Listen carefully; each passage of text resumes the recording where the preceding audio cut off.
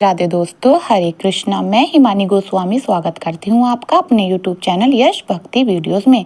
आज हम सुनेंगे शनिवार की व्रत कथा। अगर मेरा वीडियो पसंद आए तो चैनल को लाइक शेयर सब्सक्राइब जरूर कीजिएगा। प्राचीन समय की बात है। एक बार सभी नवग्रहों सूर्य, चंद्रमा, मंगल, बुध, बृहस्पति, शुक्र, शनि, राहु और केतु सभी में विवाद छिड़ गया था कि सबसे बड़ा कौन है। जब आपस में उनका निर्णय नहीं हो पाया तो वहां सभी देवराज इंद्र के पास पहुंचे। इंद्रदेव इस सब को देखकर घबरा गए और इस निर्णय को देने में उन्होंने असमर्थता जताई। लेकिन उन्होंने कहा कि इस समय पृथ्वी पर राजा विक्रमादित्य हैं, जो कि बहुत न्यायप्रिय हैं। वो ही इसका निर्णय कर सकते हैं। सभी ग्रह एक साथ राजा विक्रमादित्य के पास पहुंचे और उन्होंने अपने विवाद का कारण बताया। साथ ही उन्होंने कहा कि आप भी निर्णय लेकर बताइए कि हम में से सबसे बड़ा कौन है। राजा इस समस्या से चिंतित हो उठे, क्योंकि वे जानते थे जिस किसी को भी छोटा बताया वही नाराज हो जाएगा।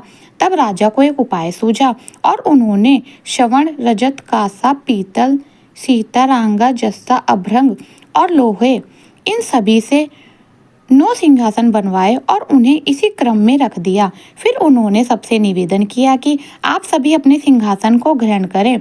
जो अंत में सिंहासन पर बैठेगा वही सबसे छोटा होगा। इसके अनुसार लोहे का सिंहासन बाद में होने के कारण शनिदेव सबसे बाद में बैठे और वहीं सबसे छोटे कहलाए।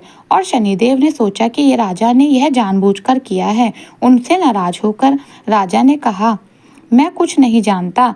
सूर्य एक राशि में 1 महीने, चंद्रमा 1.25 महीने, 2 दिन मंगल, 2.5 महीने बृहस्पति, 13 महीने बुध और शुक्र 1 महीने में विचरण करते हैं। परंतु मैं 2.5 से 7.5 साल तक रहता हूँ। बड़े बड़ों का मैंने विनाश किया है। श्री राम जी की 7.5 आने पर उन्हें वनवास हो गया।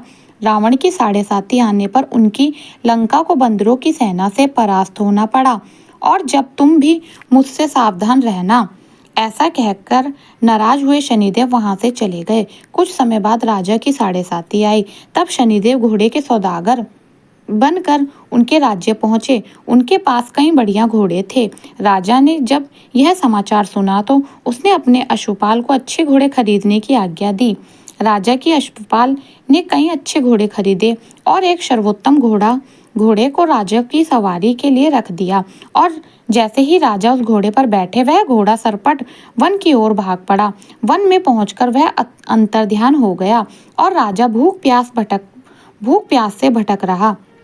और जब एक ग्वाले ने राजा को पानी पिलाया, राजा ने प्रसन्न होकर उसे अपनी अंगूठी दे दी और अंगूठी को देखकर राजा नगर की ओर चल पड़ा। उसने अपना नाम उज्जैन का एक निवासी बताया। वह एक सेठ की दुकान पर जाकर राजा ने पानी पिया और कुछ आराम भी किया। और भाग्यवश उस दिन सेठ की बहुत बिक्री हुई। सेठ ने उसे बहुत भाग्यशाली समझा और उसे खाना खिलाया, अपने घर पे ले गया। जब राजा सेठ के यहाँ पर एक कमरे में बैठा था तो उसने देखा खूंटी पर एक हार टंगा है और उस हार को खूंटी निकल रही है। थोड़ी देर में पूरा हार गायब हो गया। जब सेठ आया तो उसने देखा कि हार गायब है। उसने समझा कि किसी ने उसे चुराया है और उस राज्य के राजा ने भी उसे चोर पकड़ समझकर उसके हाथ पैर कटवा दिए और उसे नगर के बाहर फेंकवा दिया। वहां से एक तेली जा रहा था, जिसके दया आई और उसने अपनी गाड़ी पर बैठा लिया और फिर वह मुंह से आवाज कर बैलों को हाँकने लगा। उस समय राजा की शनि की दशा समाप्त हो गई। वर्ष काल आने पर वह मल्हार गाने लगा। जब वह जिस नगर में था वहां की राजकुमारी को उनका गाना बेहद पसंद आया कि उसने हट कर लिया कि उस राग गाने वाले से के साथ ही वह विवाह करेगी। उसने अपनी दासी को उसे ढूंढने भेजा। दासी ने बताया कि वह एक ऐसा आदमी है जिसके हाथ पैर नहीं हैं। परंतु राजकुमारी नहीं मानी तो राजा ने कहने को बुलवाया और उससे विवाह की तैयारी करने को कहा।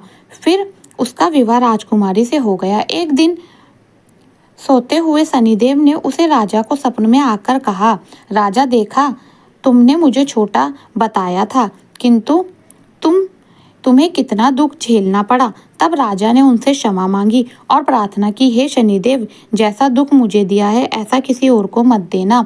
शनिदेव मान गए और शनिदेव ने कहा, जो मेरी कथा और व्रत कहेगा उसे मैं सुरक्षा में कोई भी दुख नहीं होगा, और जो देखते ही मेरे ध्यान करेगा और चींटियों को आटा खिलाएगा उसके सारे मनोरथ पूरे हो जाएंगे। साथ ही शनिदेव प्रसन्न होकर राजा के हाथ पैर वापस दे दिए। प्रातःकाल आँख खुलने पर राजकुमार ने देखा तो वह हैरान रह गई। तब उस राजा ने अपनी रानी को बताया कि वह उज्जैन के राजा विक्रमादित्य हैं। यह सुनकर तभी बहुत खुश हुए। सेठ ने जब यह सब सुना तो वह राजा से क्षमा मांगने लगा। राजा ने कहा, कोई बात नहीं, यह सब शनिदेव का प्रकोप था, इसमें किसी का कोई दोष नहीं है। सेठ ने फिर भी निवेदन किया कि मुझे शांति तभी मिलेगी जब आप मेरे घर चलकर पूजा पाठ करेंगे और खाना खाएंगे। तरह तरह के व्यंजनों से राजा का सचमुच अनुसार आदर किया गया। साथ ही सपने में देखा जो खूंटी उस दिन बाहर हार निकल रही थी वही उसको उगल रही है। सेठ ने अनेक मोहरे देकर राजा का धन्यवाद किया और सेठ ने राजा से कहा कि वह उनकी कन्या से विवाह कर ले। राजा ने उसे स्वीकार कर लिया। कुछ समय बाद राजा अपनी दोनों रानियों के साथ उज्जैन नगरी में चल दिया। उज्जैन की सीमा पर ही उनका खूब स्वागत हुआ। सारे नगर में दीपक जले गए और खुशियां मनाई गई। राजधानी की घोषणा की गई। मैंने शनिदेव को सबसे छोटा बताया था, जबकि असल में वही सर्वोत्तम है। तब से सारे राज्य में शनिदेव की पूजा और कथा नियमित होने लगी और सारी प्रजा बहुत खुशी और आनंद के साथ अपना जीवन बिताने लगी। जो कोई शनिदेव की इस कथा को सुनता है, पढ़ता है, उसके सारे दुख दर्द दूर हो जाते हैं। तो दोस्तों, आपको कैसी लगी ये वीडियो? कमेंट बॉक्स में ओम शनिश्चराय जरूर लिखिएगा। शनिदेव की कृपा आपके परिवार पर बनी रहे। राधे राधे।